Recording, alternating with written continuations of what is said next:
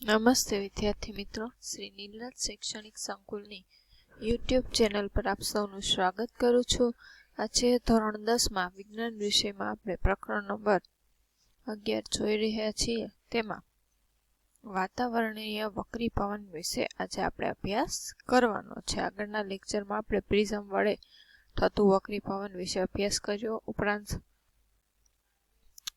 મેઘધનુષ્ય વિશે પણ કહ્યું કે મેઘધનુષ્ય કઈ દિશામાં, તો કે સૂર્યની વિરુદ્ધ દિશામાં. એટલે મેં તમને એ પણ કહ્યું હતું કે એમસીક્યુ પૂછાય છે કે સવારે કઈ દિશામાં દેખાય અને સૂર્યાસ્ત સમયે કઈ દિશામાં દેખાય. એવું એમસીક્યુમાં નાના નાના પ્રશ્ન પૂછી શકે. આમ સ્પષ્ટતા બુકમાં કરેલી નથી, પણ આવી રીતે તો પણ એ પૂછી શકે છે. હવે વાતાવરણ વક્રી પવનમાં શું હોય કે તમને એમ કે તમે કદાચ કોઈ અગ્નિ કે ઉષ્ણતા પ્રસારક યંત્રમાંથી નીકળતી પ્રક્ષુબ્ધ ગરમ હવામાંથી કોઈ પદાર્થની અનિયમિત અસ્થિર ગતિ અથવા ટમટમાટ જોઈ હશે. શું કે તમે કદાચ કોઈ અગ્નિ કે ઉષ્ણતા પ્રસારક યંત્ર એટલે આ રેડિએટરની જે આપણે કહીએ તે એમાંથી તો કે ધુમાડો હોય એની તો કે ગતિ જોઈ હશે.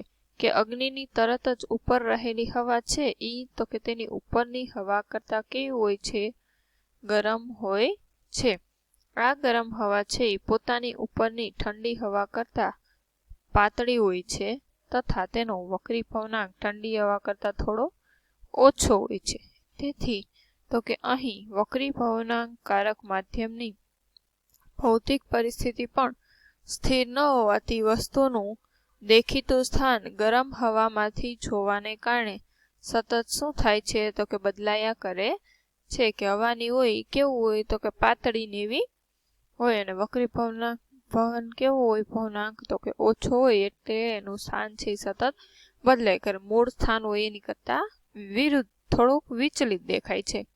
કે આ અસ્થિરતા આપણા સ્થાનીય પર્યાવરણમાં નાના પાયે તથા વાતાવરણીય વક્રી પવનાંક નો જ પ્રભાવ છે. કે પૃથ્વીના વાતાવરણીય પ્રકાશનું વક્રી પવન કે આપણું સ્થાનીય પર્યાવરણ છે તેને જ આ બધી ઘટના છે તે આભારી છે.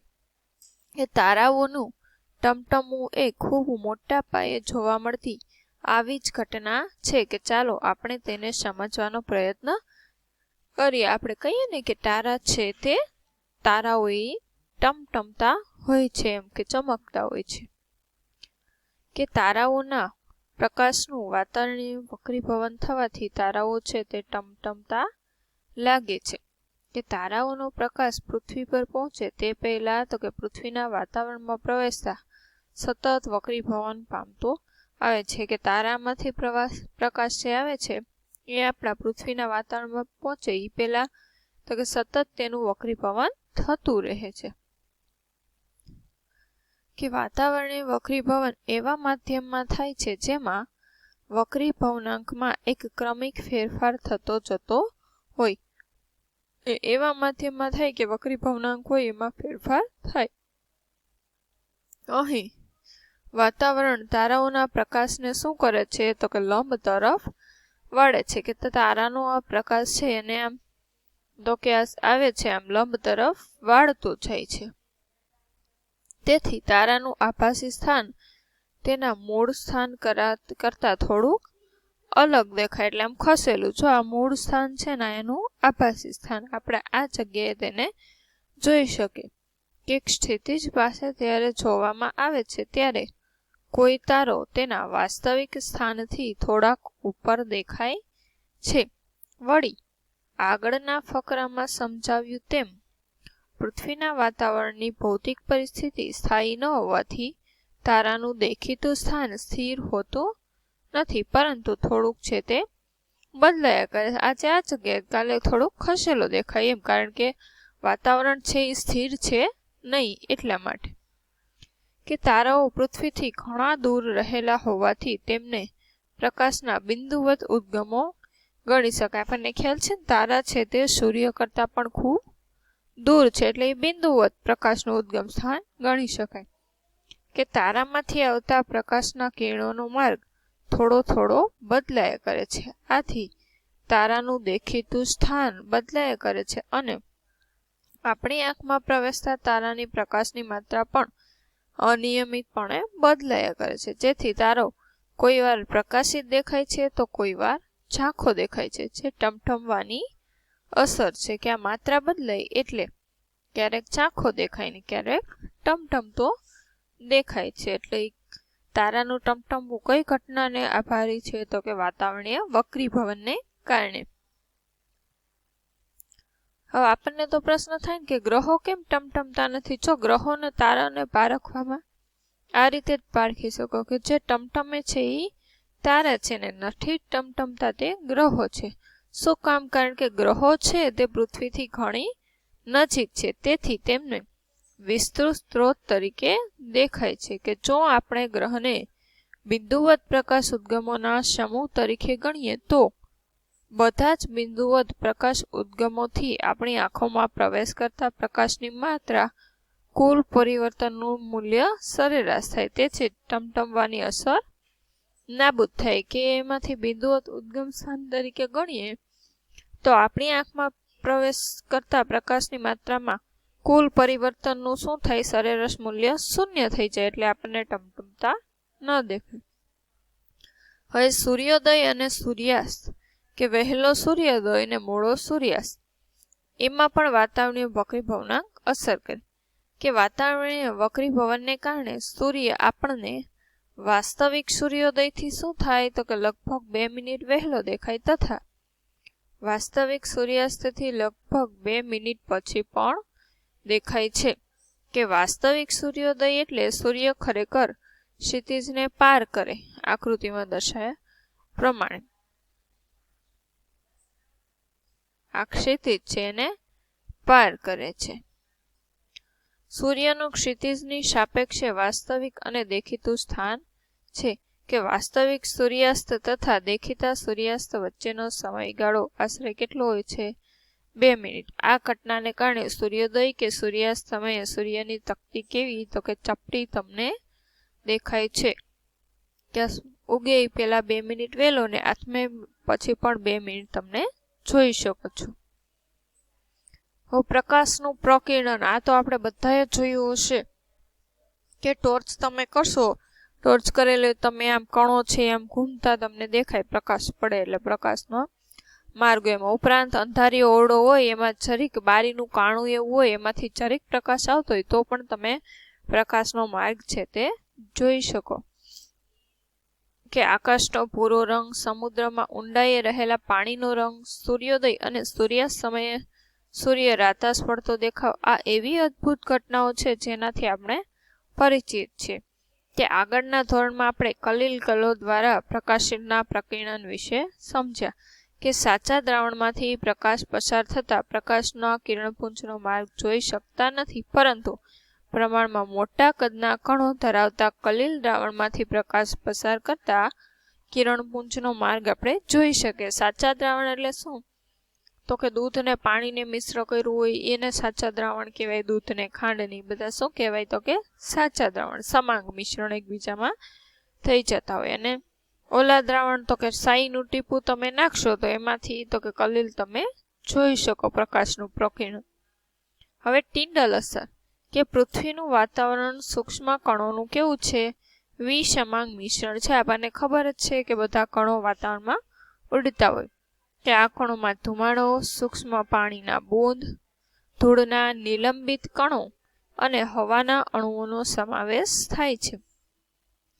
જ્યારે કોઈ પ્રકાશનું કિરણપુંજ આવા સૂક્ષ્મ કણોને અથડાય છે ત્યારે તે કિરણનો માર્ગ દ્રશ્યમાન બને છે.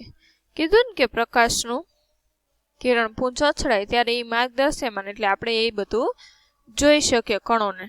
કે આ કણો દ્વારા પરાવર્તન પામીને પ્રકાશ છે તે આપણા સુધી પહોંચે છે. કે કલીલ કણો દ્વારા પ્રકાશના પ્રકિરણની ઘટનાથી ટિન્ડલ અસર છે તે ઉદ્ભવે છે, જેનો અભ્યાસ આપણે 9મા ધોરણમાં કર્યો. કે સૂર્યપ્રકાશનું કિરણ એક નાના છિદ્ર દ્વારા ધુમાડો ભરેલા રૂમમાં પ્રવેશે ત્યારે આ ઘટના જોવા મળે. મેં અગાઉ તમને કહ્યું કે આ રીતે પ્રકાશનું પ્રકિરણ છે તે કણોને દ્રશ્યમાન બનાવે છે.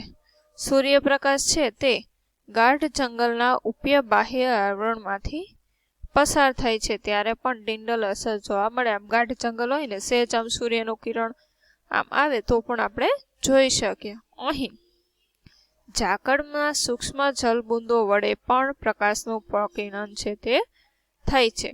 કે પ્રકીર્ણન પામતા પ્રકાશનો રંગ પ્રકીર્ણન કરતા કણોના પરિમાણ એટલે કે કદ પર આધાર રાખે છે. કે અત્યંત બારીક કણો એટલે કે સૂક્ષ્મ કણો હોય એ મુખ્યત્વે વાદળી રંગના પ્રકાશનું પ્રકીર્ણન કરે છે, જ્યારે મોટા કણો છે એ મોટી તરંગલંબાઈવાળા પ્રકાશનું પ્રકીર્ણન કરે છે. જો પ્રકીર્ણન કરતા કણોનું કદ ખૂબ મોટું હોય તો પ્રકીર્ણન પામતો પ્રકાશ કેવો દેખાય છે? તો કે સફેદ દેખાય છે. હવે સ્વચ્છ આકાશનો વાદળી રંગ કેમ દેખાય છે એવો પ્રશ્ન થાય ને, એકદમ સ્વચ્છ હોય તે. તો કે વાતાવરણમાં હવાના અણુઓ અને બીજા બારીક કણો દ્રશ્યમાન પ્રકાશની તરંગલંબાઈ કરતા નાના પરિમાણ ધરાવે છે. આ કણો લાલ રંગની મોટી તરંગલંબાઈના દ્રશ્ય પ્રકાશ કરતા ભૂરા રંગ તરફની નાની તરંગલંબાઈના દ્રશ્ય પ્રકાશના પ્રકીર્ણન માટે વધુ અસરકારક. શું કીધું? કે લાલ રંગ કરતા ભૂરા રંગ માટે વધારે અસરકારક હોય છે. તેથી લાલ રંગના પ્રકાશની તરંગલંબાઈ ભૂરા રંગની પ્રકાશની તરંગલંબાઈ કરતા 1.8 ગણી વધારે હોય છે. જ્યારે સૂર્યપ્રકાશ વાતાવરણમાંથી પસાર થાય ત્યારે હવાના બારીક કણો ભૂરા રંગના પ્રકાશનું લાલ રંગના પ્રકાશ કરતા વધારે પ્રબળતાથી પ્રકીર્ણન કરે. એટલે ભૂરો પ્રકાશ આપણી આંખમાં પ્રવેશે. જો પૃથ્વીને વાતાવરણ ન હોત તો સૂર્યપ્રકાશનું પ્રકીર્ણન થઈ નત. એટલે ભૂરો રંગ આકાશ આપણી આંખમાં પ્રસરે એટલે આપણને આકાશ છે એ કેવું દેખાય છે? તો કે લાલ રંગ. તમે જોયું હશે કે ભયદર્શક સિગ્નલમાં પ્રકાશનો રંગ લાલ દેખાડવામાં આવે છે. તમને ખબર છે શા માટે?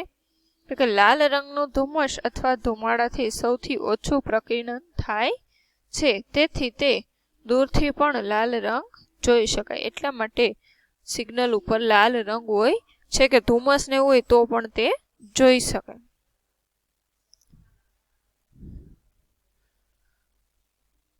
હવે સૂર્યોદય ને સૂર્યાસ્ત સમયે છે કે સૂર્યનો રંગ લાલ કેમ છે તો આગળ જોયું એમ જ તે કે લગભગ 2 થી 3 મિનિટ સલ્ફરના અતિ સૂક્ષ્મ કણો અવક્ષેપિત થતા જોશો. સલ્ફર કણો બનવાનું શરૂ થતા પાત્રની બાજુ ભૂરા રંગનો પ્રકાશ દેખાય. કે અતિ સૂક્ષ્મ સલ્ફરના કણો વડે ટૂંકી તરંગલંબાઈવાળા પ્રકાશનું પ્રકીર્ણન થવાને કારણે જોવા મળે કે કાચના પાત્રની જે બાજુ પુઠ્ઠાના વર્તુળાકાર છિદ્ર તરફ છે અહીંયા તે બાજુએ ઊભા રહી પાત્રમાંથી નિર્ગમન પામતા પ્રકાશના રંગોનું અવલોકન કરો. તમને જોઈને આશ્ચર્ય થશે કે પડદા પર પહેલા નારંગી લાલ રંગ, પછી ચમકતો કિરમજી લાલ રંગ જોવા મળે છે. આ પ્રવૃત્તિ પ્રકાશનું પ્રકીર્ણન દર્શાવે છે, જેનાથી તમને આકાશનો ભૂરો રંગ અને સૂર્યોદય અથવા તો સૂર્યાસ્ત સમયે સૂર્યનો લાલાશ પડતો રંગ દેખાવામાં મળે. કે ક્ષિતિજ પાસે સૂર્યમાંથી આવતો પ્રકાશ વાતાવરણમાં હવાના ઘટ આવરણમાંથી વધારે અંતર કાપીને આપણી આંખમાં પ્રવેશે છે, પરંતુ મધ્યાહને રહેલા સૂર્યમાંથી આવતા પ્રકાશને પ્રમાણમાં ઓછું અંતર કાપવું પડે છે. એટલે બપોરે સૂર્ય સફેદ દેખાય છે, કેમ કે માત્ર થોડોક જ ભૂરા અને જાંબલી રંગનું પ્રકીર્ણન થાય છે. કે ક્ષિતિજ પાસે ભૂરો પ્રકાશ અને ટૂંકી તરંગલંબાઈના પ્રકાશનો મોટો ભાગ કણો વડે પ્રકીર્ણન પામે છે. આથી આપણી આંખો સુધી પહોંચતો પ્રકાશ મોટી તરંગલંબાઈનો હોય, આથી લાલાશ પડતો દેખાય. કે મોટી તરંગલંબાઈવાળો કોણ છે? લાલ રંગ છે ને. એટલે આપણી આંખો સુધી એ પહોંચે છે એટલે શું થાય છે? તો કે સૂર્ય આપણને લાલ દેખાય છે. તો અહીંયા ચેપ્ટર પૂર્ણ થાય છે. સ્વાધ્યાયના જે પ્રશ્ન ભણાવ્યા હોય તે તમારે લખી લેવાના છે. જય હિન્દ, જય ભારત. અસ્તુ.